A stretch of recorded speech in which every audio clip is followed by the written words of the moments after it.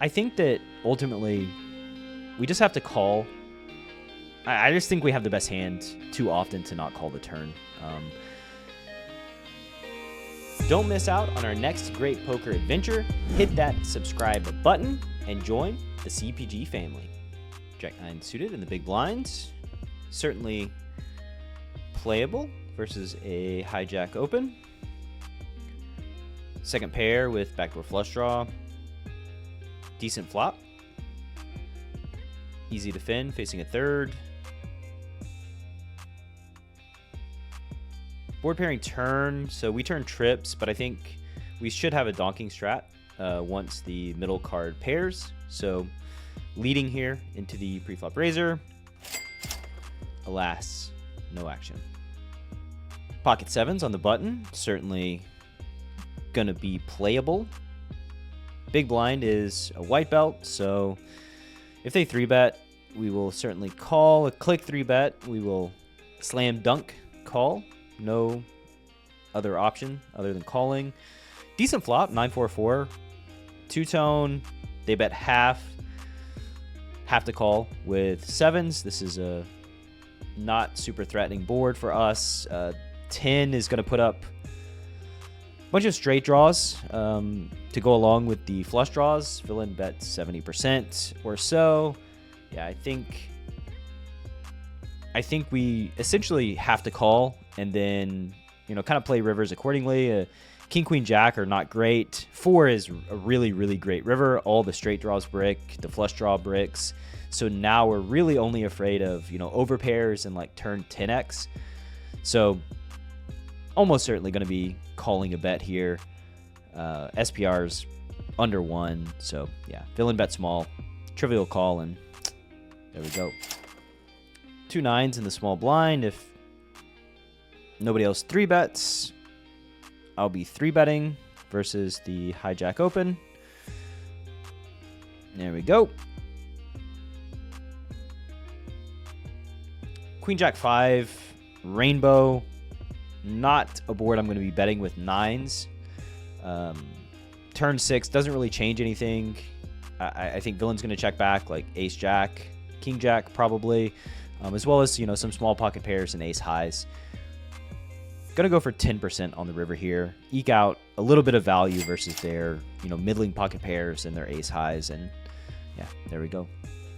Ace 10 off in the small blind. Certainly going to be opening blind versus blind. If villain 3-bets, we can certainly consider 4-betting. We can also consider flatting, but yeah, certainly going to be starting out with the 2-bet here.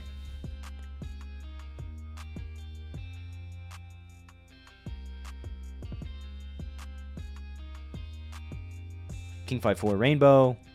Going to be starting out with a third here. I think we can certainly get called by worse and can play favorable runouts, I think, pretty well. Turn board pairing card, the 4, doesn't change a ton. It does give them trips, but yeah, tough for them to have many better hands that bet the turn. They need King X, they need 4X. That half pot size is a little wonky. So yeah, double pairing run out, all the straight draws brick, all the flush draws brick, all the pair draws brick. So yeah, there we go. If villain did bet, I'm pretty sure we're calling it down. Ace King off, easy open from the cutoff. If either villain does go ahead and 3-bet, we'll certainly be 4-betting with Ace King off in full. 11.5 big blind 3-bets. So going to be 4-betting to about 23 big blinds, I believe is going to be the number.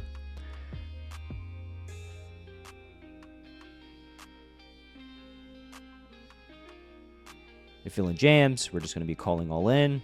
If villain calls, we got work to do. So tray 5-6, triple low board. I believe we're going to start out by checking.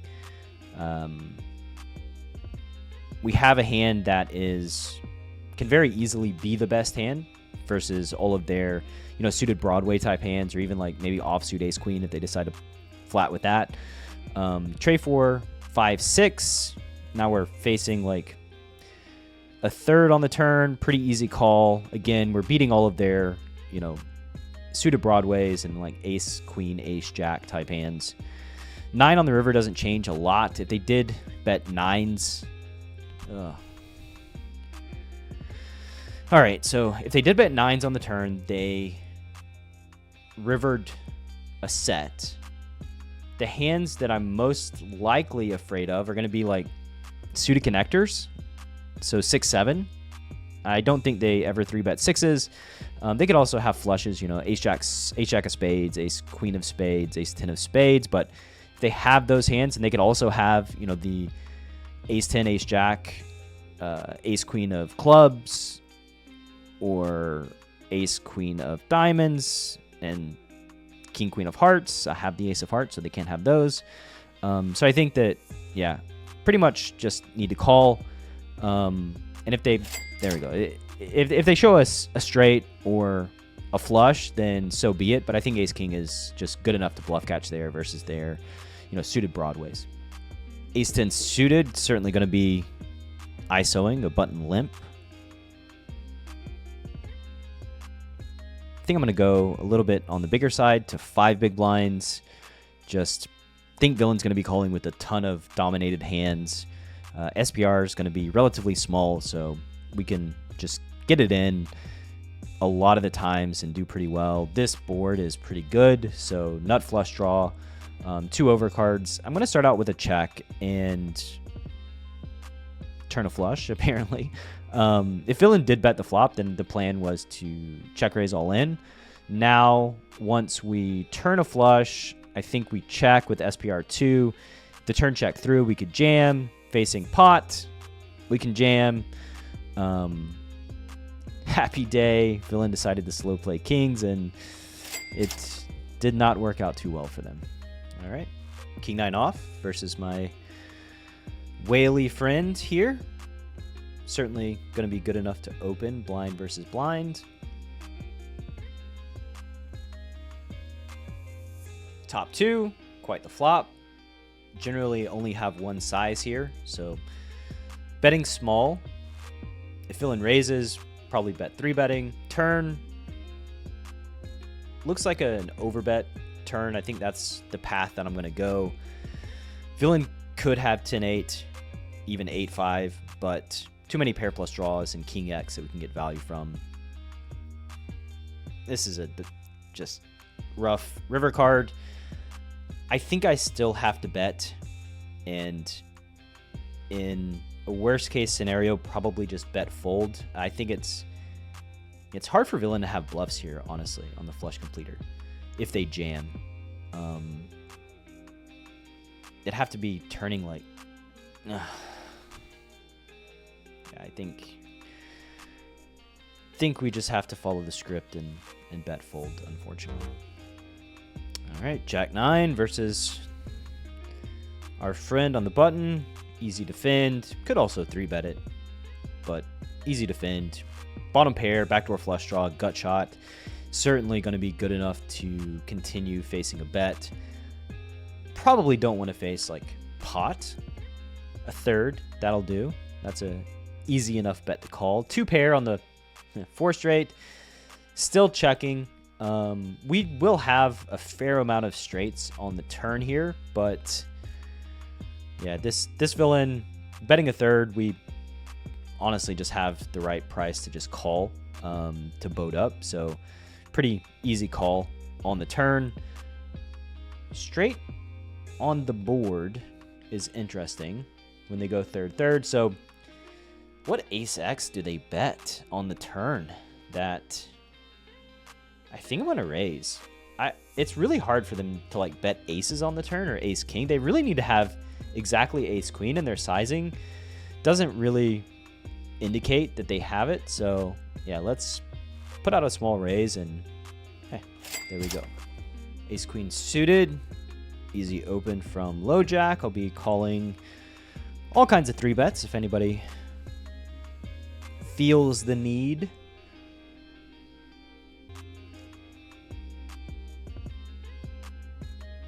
Five seed, that's going to be the white belt.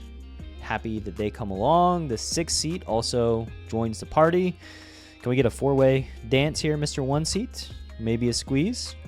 I'm actually totally fine with either. Or fold. Guess I got to be fine with that too. King 3. We have backdoor nut flush draw. Going to be checking a ton here, multi-way. We have a hand that does block ace king, which ace king should be 3-betting. I think if either villain has ace king, it would be the 5 seat. And king queen. But no real reason here to bet. So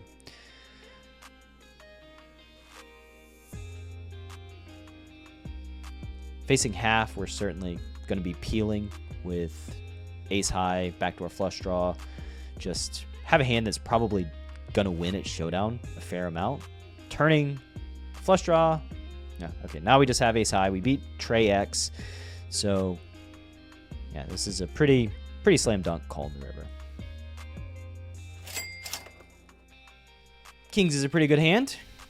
Certainly one that is worth playable. Will be 3-betting or 4-betting, putting in as many bets as I can. All right, so 3-betting.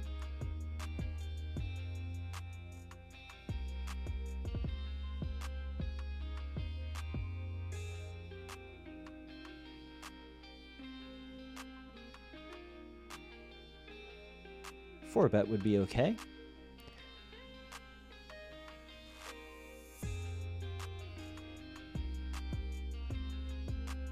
Four bet is okay.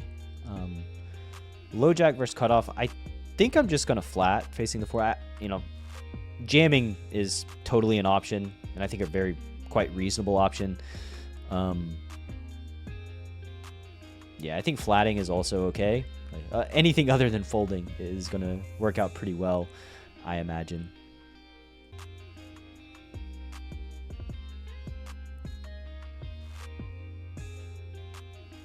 Well, if it wasn't a done deal before, it's a done deal now.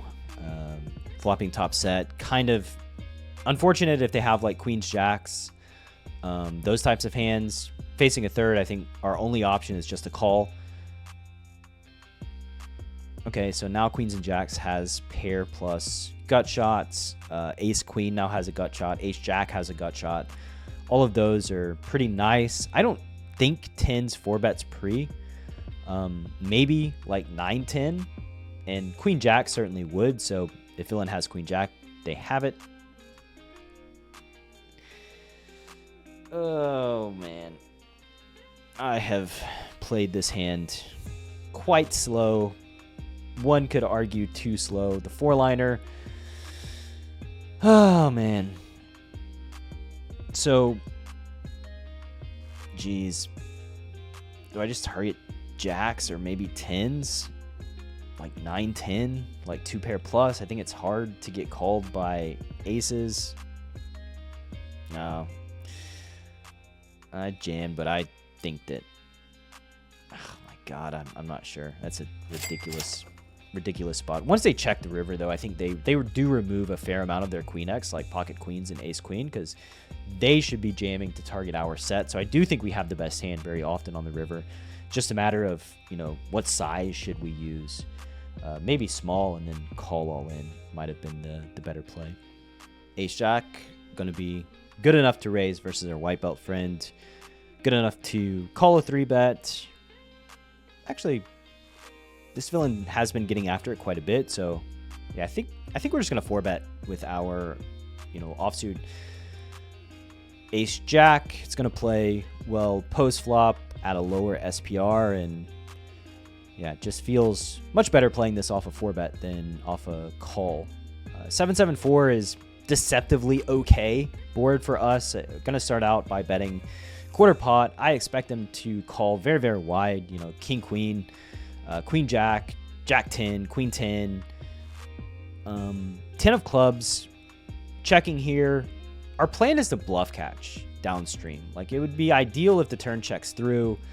So We don't live in an ideal world, I guess. All right, so facing a jam. Would villain jam their 10x?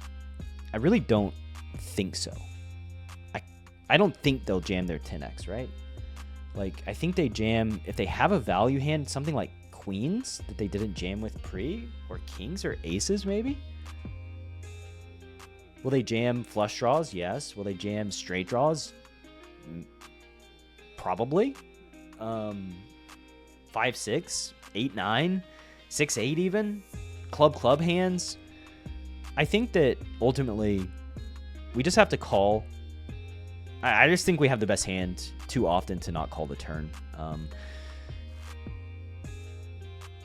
my god. Yeah, that's a pretty brutal one. Just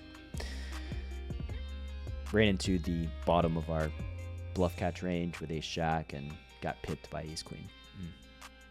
Queen's heads up. Certainly going to be good enough to 3-bet. Good enough to get it in pre. Flopping an overpair on 9-10 deuce. Villain's got just a wide variety of continues here. Going to start out with half pot. Not a board I'm going to be betting like every time, I don't think. So starting out a little bigger. Ace isn't so great for my range because we don't start out big betting ace X a ton unless we have like ace 10, ace 9. Yeah, facing check back and then the river jack. Just going to check down and hope to win. 10-9 suited, blind versus blind. Certainly going to be a 2-bet.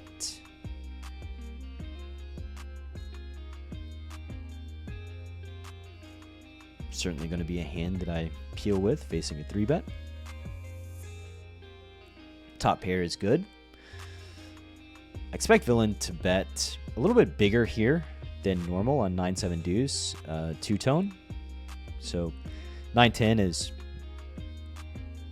way too far up in our range to even consider doing anything other than calling. Villain bet 63%, it looks like. That's strange. King is not great. I think they're... Actually, the king of diamonds is okay, I think, because a lot of their king X is going to be backdoor flush draws. So that is the backdoor flush draw card. So yeah, just going to be calling. I guess villains like king X is like king, queen, king, jack. 2 pairs, nice. So now we're certainly not folding to river jam, but yeah, I don't think villain has a ton of king X that really should concern us on the turn where we can do anything other than, you know, just call the bet. All right, 6-7 suited.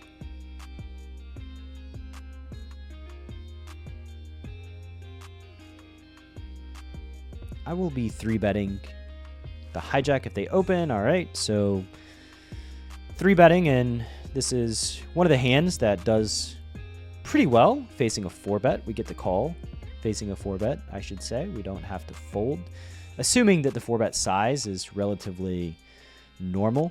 We are a little bit deeper here, so you know, if they did use a chunkier, and this is 26 big blind, so it is chunkier than usual. However, I still think that we get to call with 6-7 of diamonds. Second pair is, you know, not the best of times, but not the worst of times either. We at least have some kind of pair in equity. Facing, you know, whatever size this is, yeah, it's just have to call. Around 40%ish, I think. Flush completing turn, not great for us. We don't improve, but not great for villain either. I think they're gonna check a ton with like queens, jacks, kings, aces. They may just be checking range, and I think I'm gonna stab a quarter here on the turn and check back most rivers. Get some value from maybe like ace queen or ace jack with a spade if they have those types of hands. Or give them quarter pot size bet when they have kings. What was your key takeaway from today's episode? Drop a comment down below and let us know. Last but not least, congratulations to the 2 winners from last week's giveaway episode. Hand number 1, Ace 6 was correctly guessed by longtime CPG Village member Brandon Lively. Hand number 2, Pocket Jacks, was correctly guessed by Orange TX 1789. Brad and I will be getting in touch with you to send over your winnings, so look out for a message from one of us. To everyone else, make sure to subscribe to our channel for your shot at future giveaways. This is Chasing Poker Greatness with your host, Brad Wilson.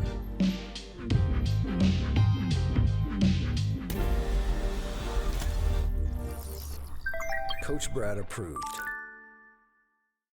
Are you a lone wolf searching for the ultimate pack? The CPG Wolf program is a close-knit brotherhood hell-bent on one thing only: chasing poker greatness. Powered by bleeding-edge wolf strats and led by Coach Brad and his lieutenants, CPG Wolves are systematically prepared for almost any spot they'll encounter on the green felt. If you want to plug into an elite team and have a step-by-step game plan to realize your full poker potential, you can apply at cpgwolves.com. Space is limited, and the pack is only as strong as its weakest member. So only the hungriest, grittiest, and most driven will be accepted into the program. Applications are open at cpgwolves.com.